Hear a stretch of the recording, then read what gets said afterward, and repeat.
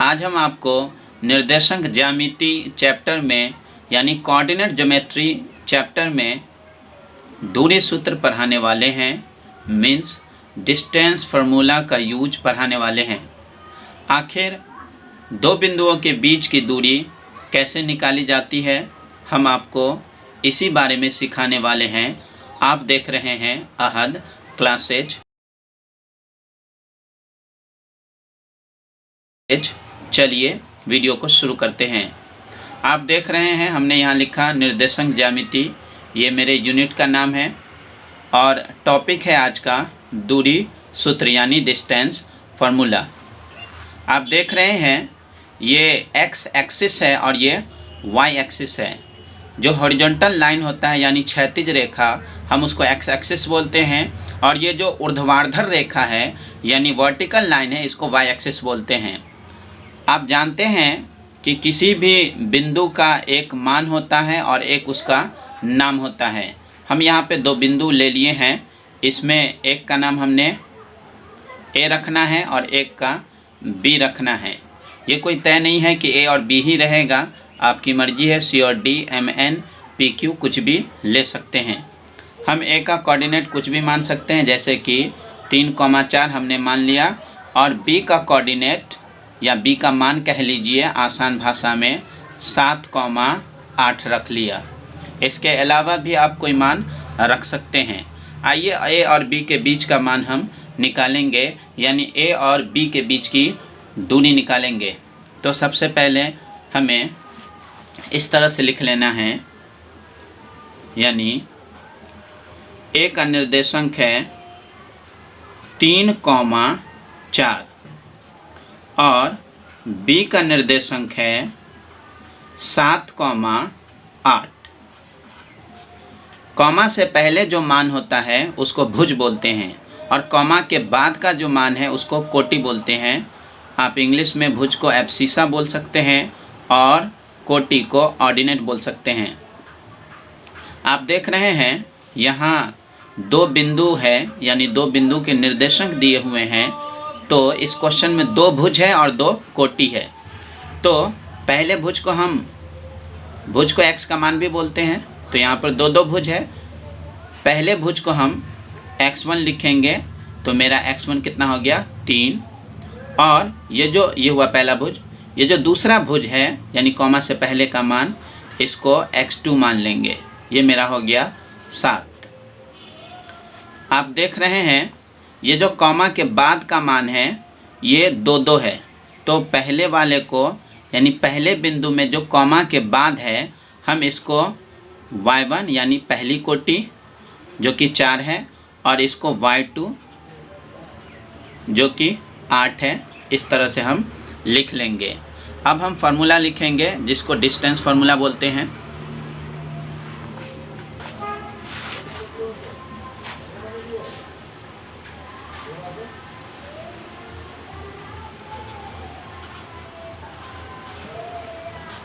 दूरी सूत्र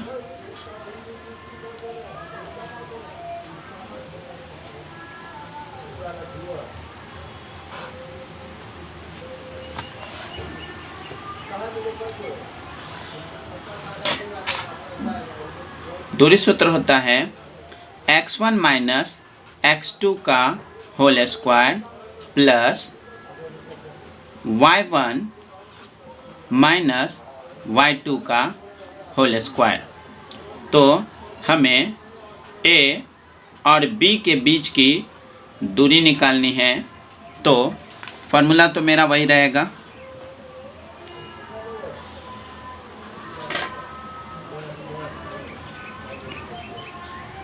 AB equal to, हम पहले फार्मूला लिख लेंगे, x1 माइनस x2 का whole square plus y1 minus y2 का होल स्क्वायर। अब आपने देखा x1 की जगह पे जो मान था वो हमारा 3 है, और x2 की जगह पे 7, y1 की जगह पे 4 और y2 की जगह पे 8। हम फार्मूला में वैल्यू पुट करेंगे, जैसे कि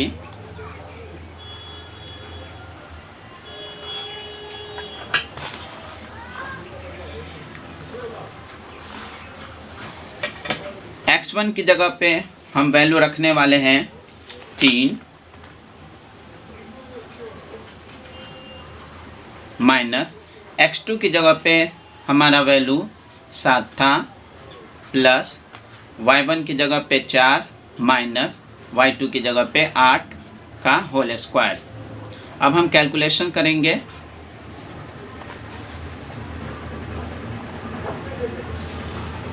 जैसे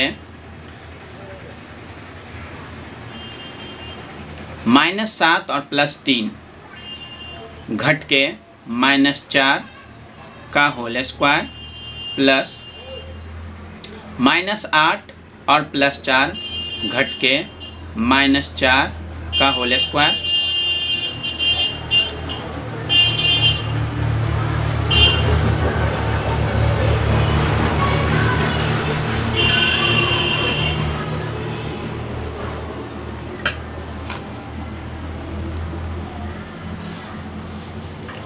-4 का होल स्क्वायर +16 प्लस -4 का होल स्क्वायर +16।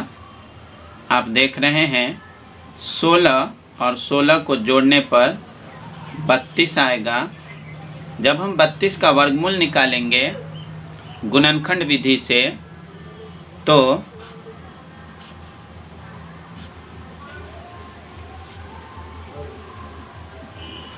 4√2 इकाई होगा।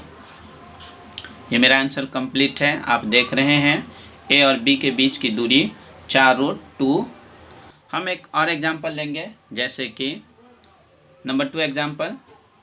हमें एक बिंदु है M जिसका कोऑर्डिनेट हम 8,5 लेंगे और एक बिंदु है N जिसका कोऑर्डिनेट है 3,1। हम M और N के बीच की दूरी निकालना चाहते हैं, तो हमें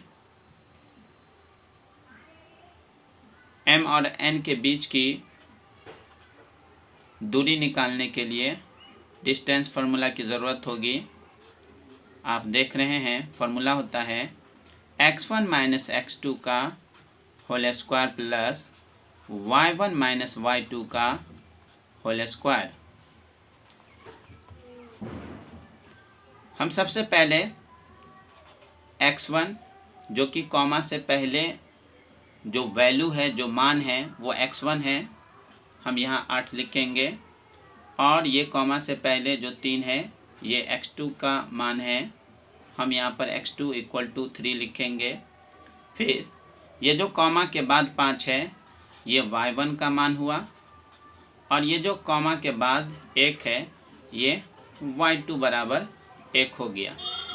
हम फिर से फार्मूला लेंगे mn =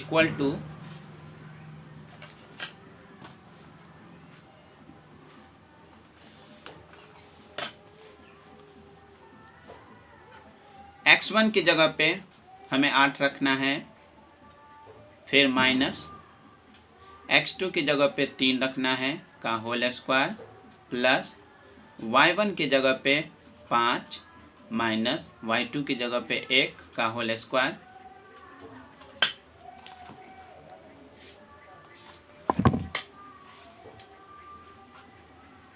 आठ में से 3 घट के 5 का होल स्क्वायर प्लस 5 में से 1 घट के 4 का होल स्क्वायर।